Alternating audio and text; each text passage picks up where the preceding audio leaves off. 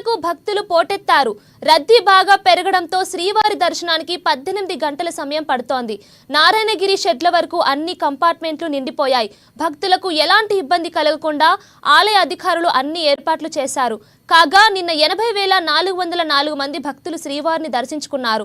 వారిలో 35,825 మంది తలనీలాలు సమర్పించగా హుండీ ఆదాయం 3.83 కోట్లు సమకూరిందని టీటీడీ అధికారులు వెల్లడించారు.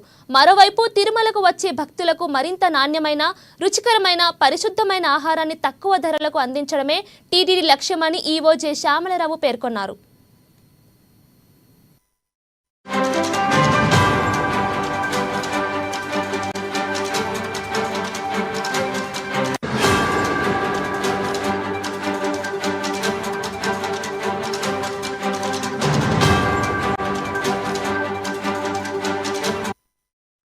Breaking news.